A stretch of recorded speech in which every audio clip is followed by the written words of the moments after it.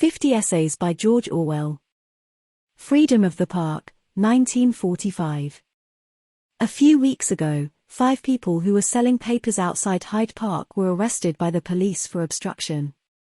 When taken before the magistrates, they were all found guilty, 4 of them being bound over for 6 months and the other sentenced to 40 shillings fine or a month's imprisonment. He preferred to serve his term. The papers these people were selling were Peace News, Forward and Freedom, besides other kindred literature.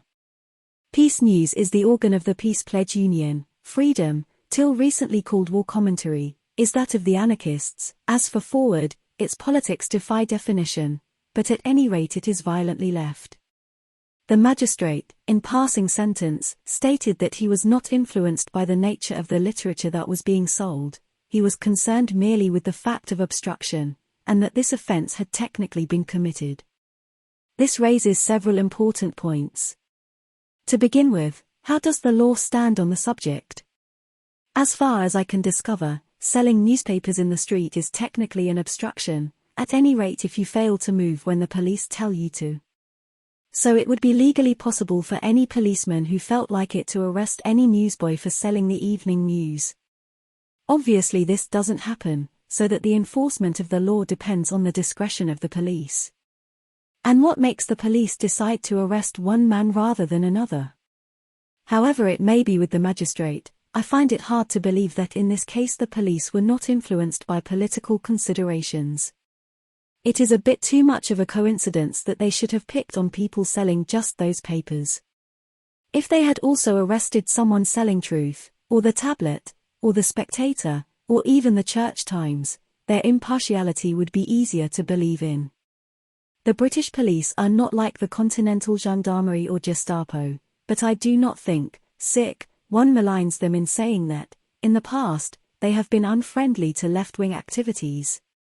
They have generally shown a tendency to side with those whom they regarded as the defenders of private property. Till quite recently red and illegal were almost synonymous, and it was always the seller of, say the Daily Worker, never the seller of say, the Daily Telegraph, who was moved on and generally harassed. Apparently it can be the same, at any rate at moments, under a Labour government. A thing I would like to know, it is a thing we hear very little about, is what changes are made in the administrative personnel when there has been a change of government. Does a police officer who has a vague notion that socialism means something against the law carry on just the same when the government itself is socialist? When a Labour government takes over, I wonder what happens to Scotland Yard's special branch. To military intelligence. We are not told, but such symptoms as there are do not suggest that any very extensive shuffling is going on. However, the main point of this episode is that the sellers of newspapers and pamphlets should be interfered with at all. Which particular minority is singled out, whether pacifists, communists, anarchists, Jehovah's Witness of the Legion of Christian Reformers who recently declared Hitler to be Jesus Christ, is a secondary matter. It is of symptomatic importance that these people should have been arrested at that particular spot. You are not allowed to sell literature inside Hyde Park, but for many years past it has been usual for the paper sellers to station themselves outside the gates and distribute literature connected with the open-air meetings 100 yards away. Every kind of publication has been sold there without interference. The degree of freedom of the press existing in this country is often overrated. Technically there is great freedom, but the fact that most of the press is owned by a few people operates in much the same way as state censorship. On the other hand, freedom of speech is real.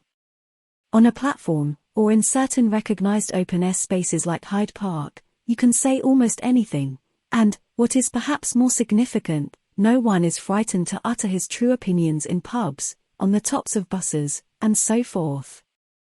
The point is that the relative freedom which we enjoy depends of public opinion. The law is no protection. Governments make laws, but whether they are carried out, and how the police behave, depends on the general temper in the country. If large numbers of people are interested in freedom of speech, there will be freedom of speech, even if the law forbids it. If public opinion is sluggish, inconvenient minorities will be persecuted, even if laws exist to protect them. The decline in the desire for individual liberty has not been so sharp as I would have predicted 6 years ago, when the war was starting, but still there has been a decline. The notion that certain opinions cannot safely be allowed a hearing is growing. It is given currency by intellectuals who confuse the issue by not distinguishing between democratic opposition and open rebellion, and it is reflected in our growing indifference to tyranny and injustice abroad. And even those who declare themselves to be in favor of freedom of opinion generally drop their claim when it is their own adversaries who are being prosecuted. I am not suggesting that the arrest of 5 people for selling harmless newspapers is a major calamity. When you see what is happening in the world today, it hardly seems worth squealing about such a tiny incident. All the same, it is not a good symptom that such things should happen when the war is well over, and I should feel happier if this and the long series of similar episodes that have preceded it were capable of raising a genuine popular clamor, and not merely a mild flutter in sections of the minority press.